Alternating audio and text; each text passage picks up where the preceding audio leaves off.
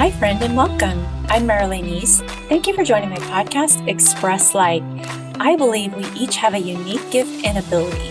Being created by nature, I have the desire to start my own business, and I know firsthand how important it is to blend creativity and business together. It has not always been easy for me, but I have successfully built my boutique serving people from all over the world. Because of my experience, I am passionate about helping others like myself who are looking to express light in their own lives through their gift, skill, or talent, and make a living doing it. If that's you, tune in each week as I provide tips, interview those who are successful in their craft, as well as share enlightening stories of how to build a business as a creative entrepreneur. Welcome to Express Light.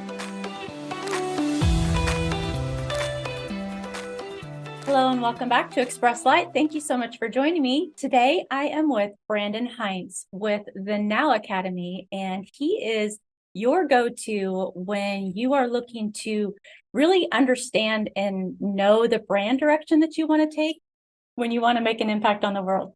When you truly want to make your mark on this world and you need a mentor, that's what I do. And you're good at it. Fucking amazing. I think I've always been good at heart, but I was so hard as a child, right? Because I grew up very poor and very in a town that was falling apart at the seams.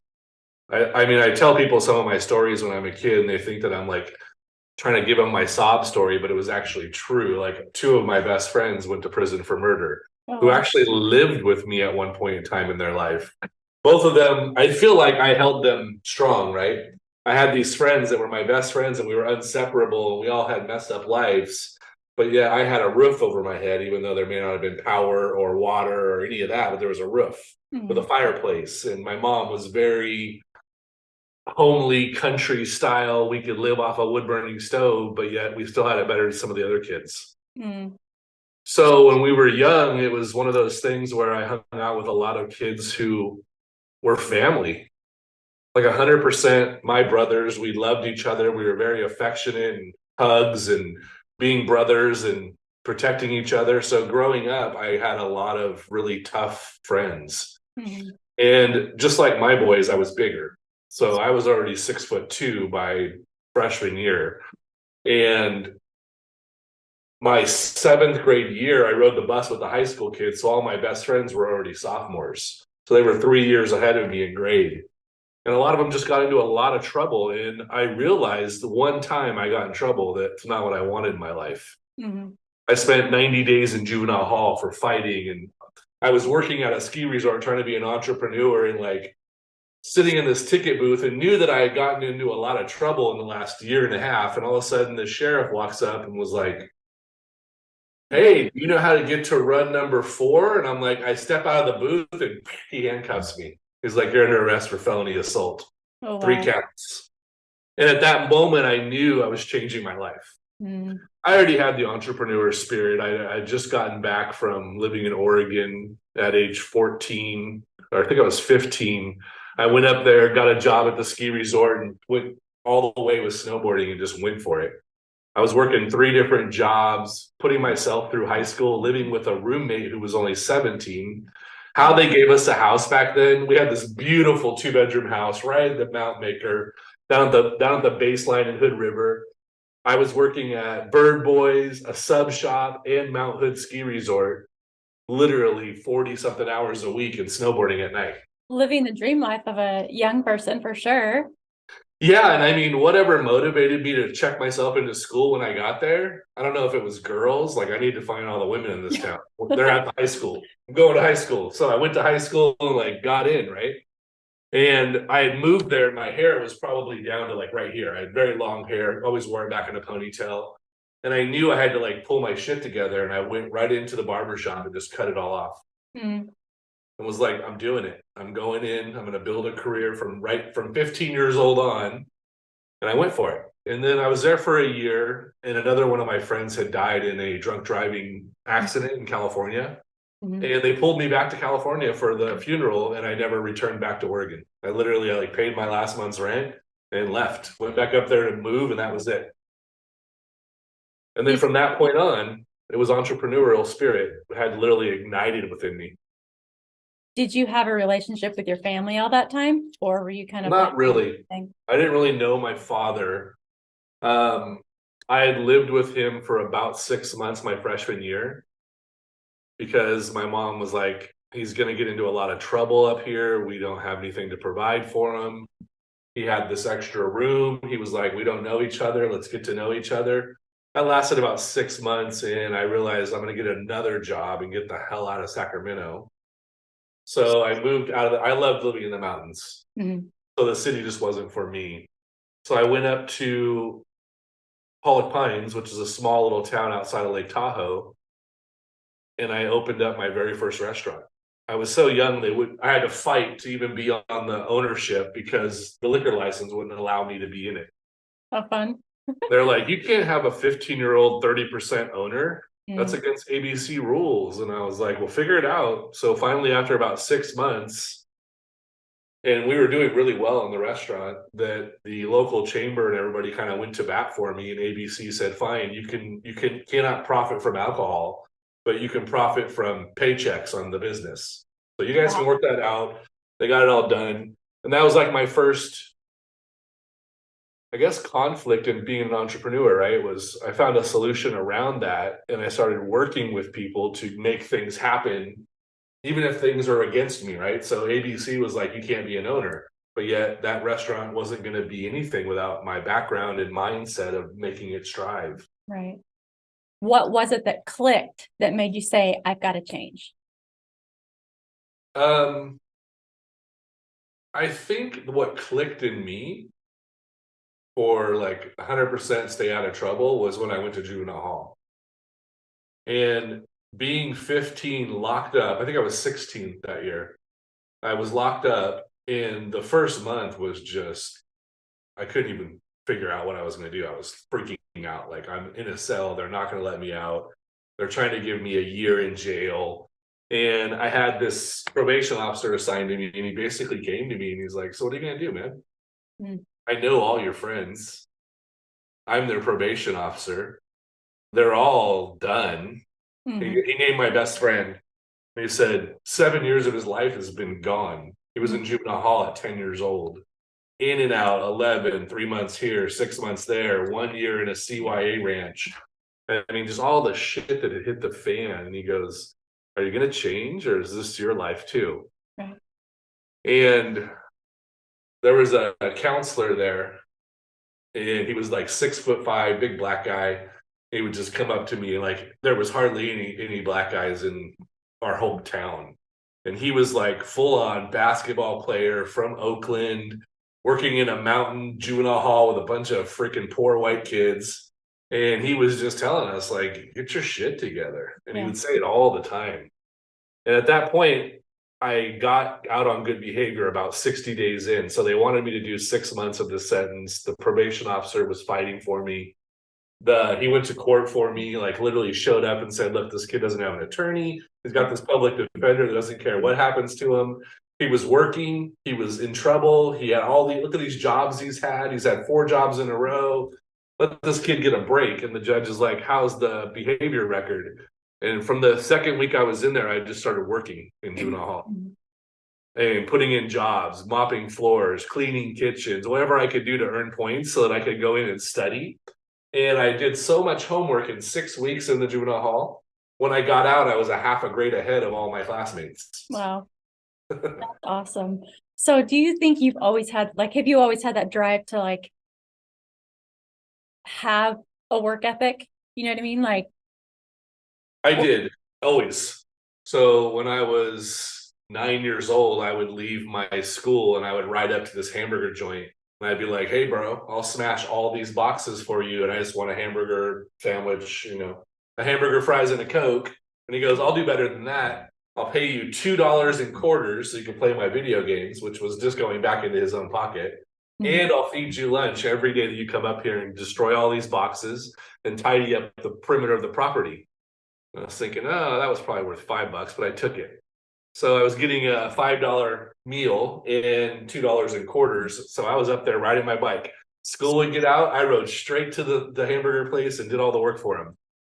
And this was like literally the entrepreneur kickoff. Mm-hmm. So then I went 2 restaurants down. So I'd do their house at 2:30 or their place at 2:30. Then I would do the pizza place. Then I would do the little BLT, it was called the Haven restaurant. I would smash all their boxes. So every Monday, Wednesday, and Friday, I was smashing boxes for 2 straight hours.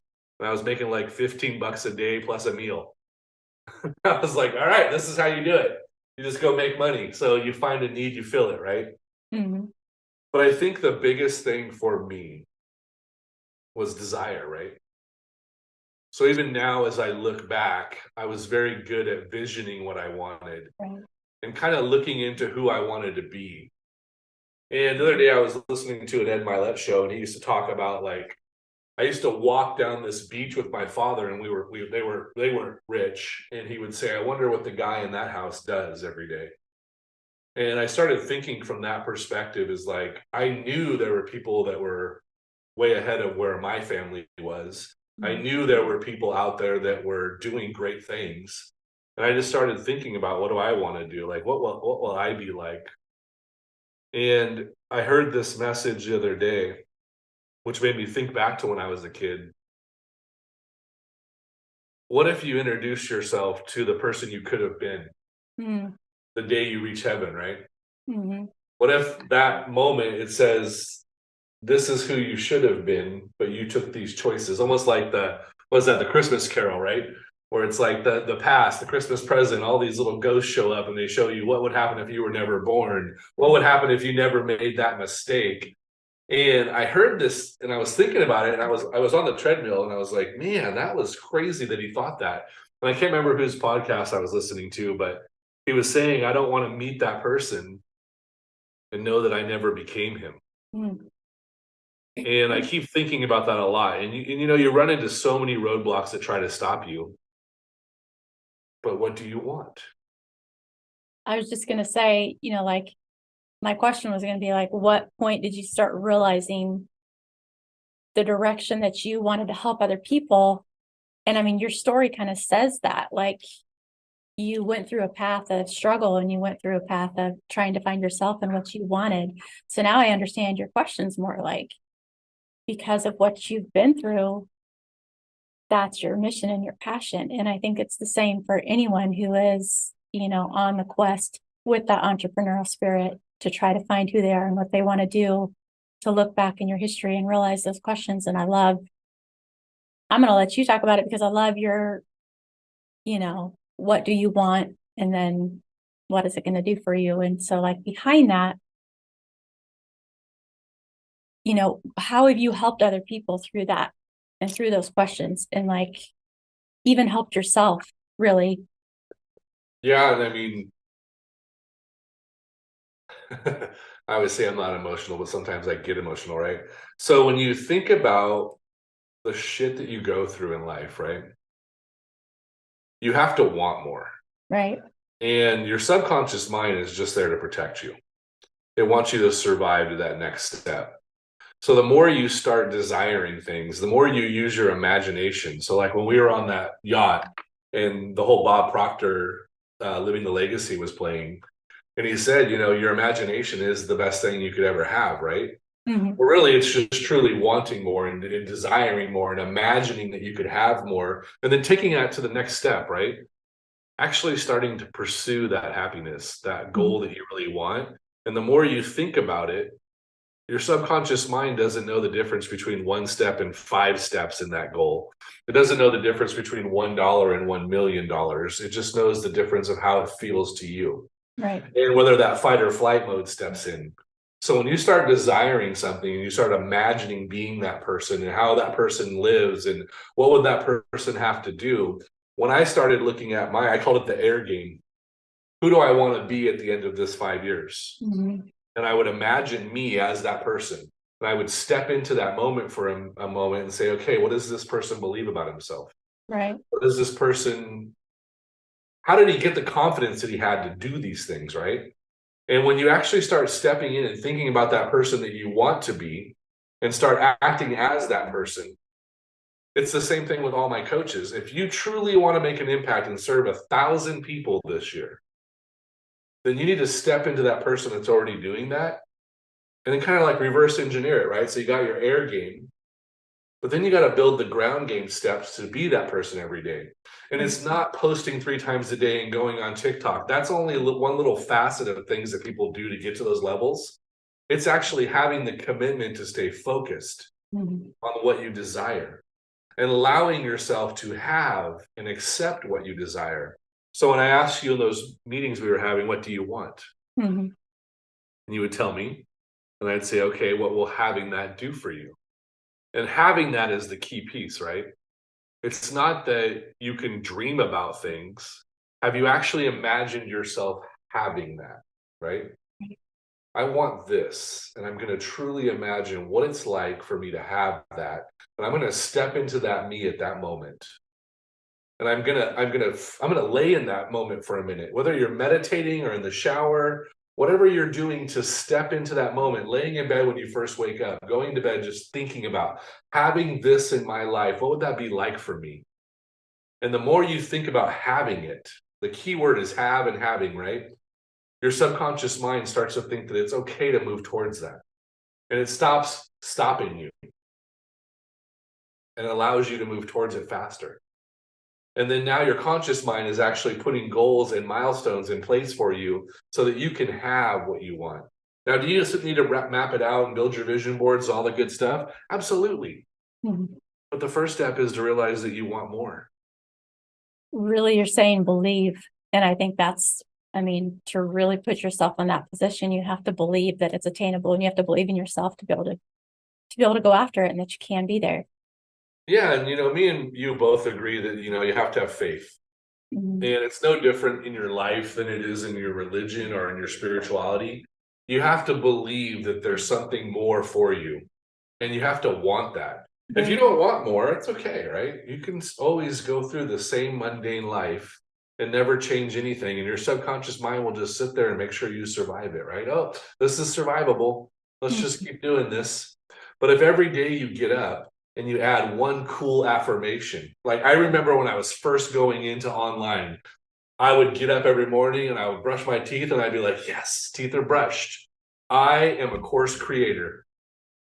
I am a course creator. I make an impact in the world. I change coaches' lives, one coach at a time, whoever's closest to me. And I would start doing those affirmations in the morning because I had to step into who I was about to be. Right. Because I'd been teaching in hotel rooms 3 days a week, 5 days straight, 10-day blockout mentorship programs, live all the time. But then it came the time to go online.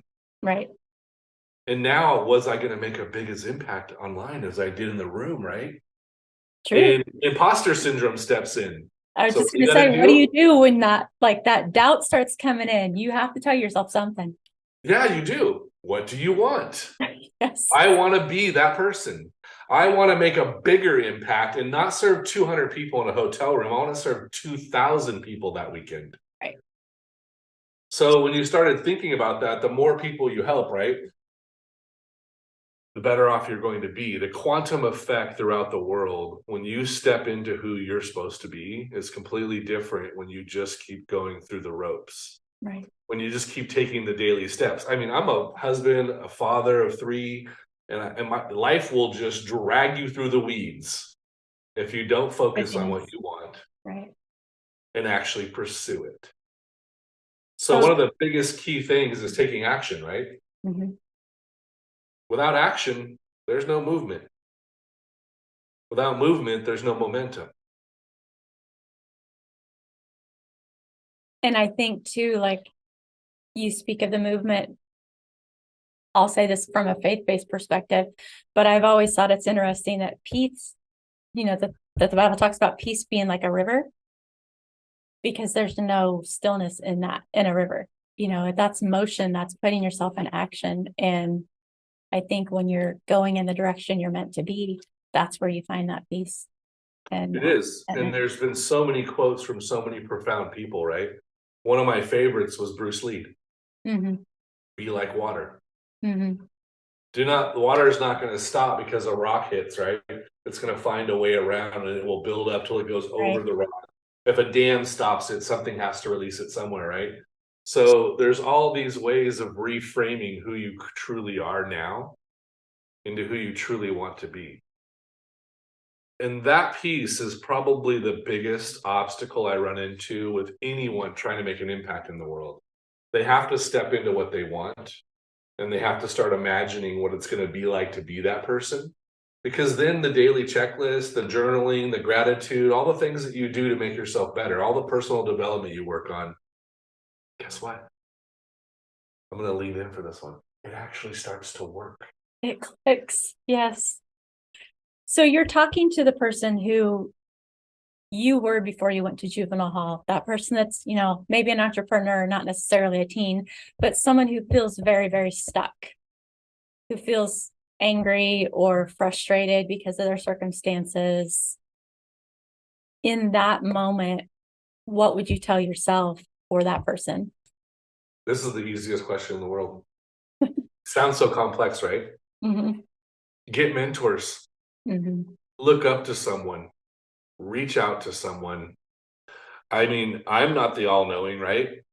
I'm trying to help my 15-year-old start a little business that he wants to go after, but he doesn't know what he wants to do yet, right? So the first thing I did, I recorded a voice message. This was literally this morning, and I said, hey guys, happy holidays. I am looking for a teen-based business mentor for my child. He's 15, he's motivated, he's willing to put the work in, he wants to do something that can scale. Affiliate programs, drop shipping, tell me what you got. And I stopped the message, I sent it to the person I was first thinking of, and then I copied it. You know how in Messenger you can hit forward and forward the same message over. I sent it to all 7 of the mentors that I think would know that department. And literally 4 of them already responded back and gave me some really good ideas, right? Mm-hmm. So you're that person who's in a place where you don't want to be. And I call this your unwanted present state. Okay, this isn't who you are right now. Right. Everything that you've done in your life has led you to this moment, but all you have to do is move towards your desired state. So when you think about this, and I'm sitting in an unwanted present state, I just got to make some small shifts. It's not dramatic. I don't need to change everything in my life today. I need to start moving one thing forward towards the better. Right. And every day just being 1% better than I was yesterday. One little change of what I didn't do yesterday well, and do it better the next day. And really, those affirmations, telling yourself, a positive about the day that you maybe succeeded, or just reminding yourself of the good things that you're going to be. Yeah, I won't even go to bed without thinking of 2 good gratitude quotes for the day. Like, dude, today was amazing. Like, I got the Christmas tree lights put up. They look great. Right. Boom, celebration. I'm so grateful that the weather was good enough for me to do this today, because 2 days before that, what I put up had literally blown down the yard. This is my last year I'll ever do blow ups. The gingerbread man flew down the yard, ripped a hole through him. I'm like, that thing was $200. Oh. Gone. But I celebrate that stuff, right? It doesn't matter how, it's not, some of us aren't as spiritually inclined as others. So just literally jump into bed and go, I'm grateful I'm still alive today. I'm grateful I had a chance to spend time with my kids. I'm grateful that it's warm in this room. I'm grateful that it's cold in this room, but I have a room. Whatever it is you're grateful, just give yourself a few seconds at night and in the morning just to step into that gratefulness. Because once you start powering that up, once you start doing that journaling, when you start doing those affirmations, and you start filling yourself up to where you're like, some shit could happen today, but I'm going to stay positive. There's no room for the rest of it. I love how you brought up journaling, because I think it's really good to write the positives down so that you can look back and see how you've grown too. I love being able to look at the history of, things that you've accomplished and how far you've come, because sometimes you don't see it when you're in the moment. You're overwhelmed with where you're at the moment. You're not seeing all the steps you've made and the progress you've made. So yeah, and I do an exercise. So like you can imagine this: 200 people down at the Hyatt, right? And I lay out these 7 cue cards. And in step 3 of this little cue card, it's actually a walking timeline. You start moving towards what you desire and you take a step forward, right? But right when you take your second step forward, I always have them stop for a moment and I do a quick little, hey, I want you to look back over your shoulder and I want you to think about where you were in that unwanted present state. Right. I want you to think about how much further you've come. And I give them a few seconds and I say, okay, now, so I want you to understand something.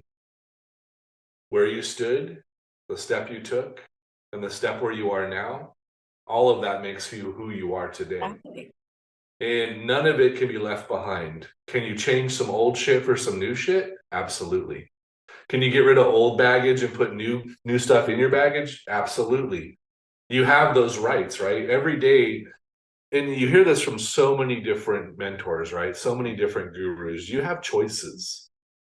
And when you change the choices that are on your menu, things change. Right. I've fallen down so many times. I've had way more failed businesses than I do successful ones, right? I have 3 successful businesses right now. I've at least failed 20. I can count. Last time I counted, it was 27 failed corporations. But if you hadn't gone through all those, well, maybe I should put it this way. Having gone through all those has given you so much value to help other people. Yeah. You can redirect them if you see things. You've got insight from that. And that's just the thing too, is like all of us out there that have this gift right now that we want to share. We are the experts of that experience, no one else. So when you differentiate yourself in the market, it's because of who you are and what you want. Right. And when you start having what you want, you become more of who you want to be. And when you just keep moving towards that on a daily basis, you're moving towards what you truly want. And when I was younger, I would outgrow so many friends and girlfriends a lot. Like, if this person's not growing or at least supporting me in growth, then I'm not going to be around them. Mm-hmm. And my true core friends, my 5th grade friend, the one I moved to Oregon with when I was in the 7th grade, 8th grade year, freshman year friends, they're all still my friends. Mm-hmm. And you had asked earlier, like, when did you know you wanted to help people? There was a big difference in helping people and carrying people. Truth. And I carried a lot of people throughout my career. And I think it wasn't until I was in my 30s that I started realizing that it didn't suit me anymore. And that I still have trouble with it now. Another colleague will call me for a big event, be like, come help me. Next thing I know, I'm carrying like 5 bags of his work. And I'm going, bro, I didn't sign on for this. Yeah. This is not what I wanted. This is what you wanted. And I agreed to help you because I'm a helper, right? Your heart passion is there, like it tugs your heart. But I think what I also see is not everybody's a leader, but you are. And when you are in a leadership position, you're always going to have people that follow you and are trying to learn from you. And it's a weight to carry. Yeah, and it was a hard belief system to break, that you couldn't do it alone, right? You always had to have someone else there. And I had that belief structure for a long time. Through my 20s, it really resonated in because I'd have a big house and I'd let 2 or 3 friends live there for really low prices, and they would abuse it. And I'd finally be like, hey, we got to part ways, dude. You're not trying to grow. You're not trying to do anything. And you go through all these changes, right? And then you realize this is what I truly need. Right. And if I truly want to be a father, right, get married, have children, then I can't keep being that person. Right. If I truly want to be a coach that makes impact, then I got to stop doing all the dumb shit. Right. I got to stop getting shiny object syndrome. I got to stop looking at people who haven't had that success. And I got to start working with people who do. And I got to start working with people and surrounding myself with people who want more in their life. It's 100% true. We are a product of our environment. And it doesn't matter what you're in, right? No. You're in a bad lighting room, something affects you. You're in a light room that's too bright, looks like a cafeteria, it bothers you. Your environment is definitely a place you've got to control. 100%. And I love how, Raul talks about the 5 people that you surround yourself with. It's so true, because I think the people that surround you are, like you talked about, your friends. They're either going to build you up or they're taking you in directions you don't want to be. So it's important to surround yourself with good company. Yeah. I mean, as adults, it's hard. Mm-hmm. It's so easy to meet friends when you're a little kid, right? You just walk up like, hey, bro, what's up? You want to ride bikes? But then as an adult, like I love Harleys, not really just Harleys, but like custom built bikes. Mm-hmm. And I joined this bike club, and it was like, it was not my cup of tea, right? So these friends are not like dudes that I would hang out with. They were more like girls on bikes. And I'm like, this is not my surrounding. I got to go somewhere different. So then I joined a car club, right? And I'm not a car guy. I like really nice cars, Ferraris, all that stuff. They're cool, but I also know that I'm really hard on my vehicles. My truck gets beat up. My wife's $150,000 car, she barely lets me drive it because I'm like, well, that's just a car. But there's certain things that you have to do as an adult to put yourself in those positions. It's just like we talked about earlier. You have to imagine who you want to be and imagine the things that those people do, right? That person that you're imagining in that profile, you got to step into it. And I think when you imagine that, you're also going to start recognizing other people in that field, in that direction that you want to be. And that's where you're going to gravitate to. And that kind of goes back to who you surround yourself with. Speaking of, if someone wants to work with Brandon, where can they find you? BrandonHintz.com. And then do you have, I know you talk about the Now Challenge, but you have a program that they can go through, or? Yeah, so I have a program called High Impact Coach. And just like everything, it starts with mindset. And then it starts with mentorship. So step 2 is get the mindset framed, right? What do I want? Who do I want to be known by? And how do I want to serve? Everything in life, even when you make new friends and you have a friend that you're starting to get friendly with, you have to teach them how to teach you, to treat you. And coaches need to do the same. I see so many coaches getting run into the ground, pushed down, chasing this, chasing that, joining this challenge. It's great to learn, but not just shelf knowledge. Mm-hmm. You need to learn and earn. So the steps that I take coaches through is 1, establish what you want, get your mindset straight. 2, let's get some mentorship and guidance. Let's align with what you want to do with what will work for you. Somebody can model me, right? They do it all the time. You see so many coaches out there, which I call rethought leaders, just modeling somebody else's stuff. And they're just regurgitating what they see. And they're like, this person just made 50 million doing this. I'm going to do the same thing. And they can't even crack 200,000 with it because it wasn't congruent to them and they didn't put it into them. Mm-hmm. They didn't match what they wanted with that marketing plan, right? Not being themselves. Yeah. So they lose. So step 2 is mentorship. Let's do what you need to get this done. Not everybody wants to do a podcast. Not everybody wants to have a Facebook group. Not everybody wants to post on social media. So you find out where your strengths are and you hone them in. Think about this right now, even from what you do, right? When a designer is really good at something, then they should harness that and share it with the world. Look at when Lady Gaga came out. Right. People were freaking out. What the heck's wrong with this lady? I think she's one of the smartest entrepreneurs in the business. Mm-hmm. I don't know about her money and what she makes, but she branded herself. Right. She went after what she wants. She didn't let anyone stop them, and she went for it. And now some of my favorite songs, I love the movies she was in. A couple of movies she's been in have been great. And she did what she wanted, right? She stepped into who she was going to be and went for it. And we've all done it. Freddie Mercury. Mm-hmm. He didn't let anybody stop him. Right. And that was a time where that was the weirdo, right? Queen came out of nowhere. And still to this day, one of my favorite, I even ask on a scale of 1 to Freddie Mercury, how great are you when they fill out their forms on my online site, right? Mm-hmm. I want to know if you're going to step into your greatness or you're going to copy someone else's. Mm-hmm. No. So the success we have with our coaches is 100% because we take them on a path that they can sustain. Like, good example. I'm trying to rip down 20 pounds.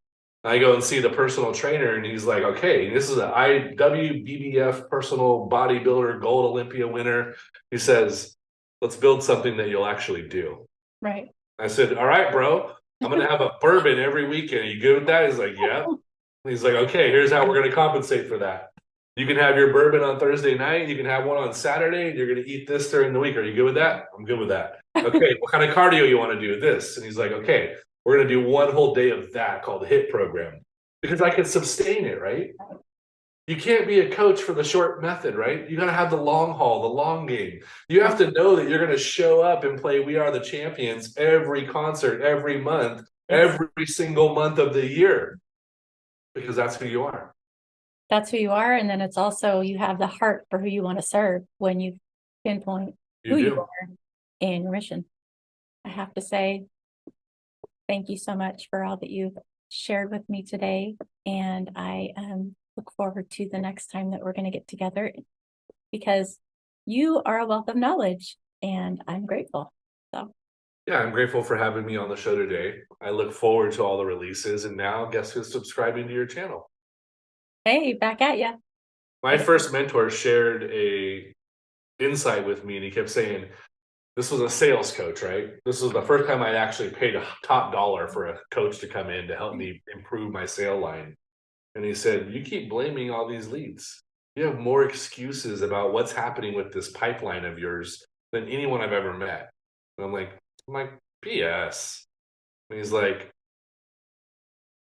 yes. And I'm going to quit. And I'm like, what? And he goes, you make too many excuses. I'm going to quit. And he said, you know what I want you to do? I want you to hang up the phone with me and I want you to call your mom. Mhm. I'm like, what? He's like, yeah, I want you to call your mom, tell her what you do, and tell her you need her to refer you a couple of friends. Yeah, right, dude. My mom doesn't know anyone. My mom's a recovering drug addict. None of her friends, blah, blah, blah, blah, blah. I told him the whole story. And he goes, okay, another excuse you just made. So hang up and call your mom or I quit. Mm. So I call my mom. I tell her what I'm doing.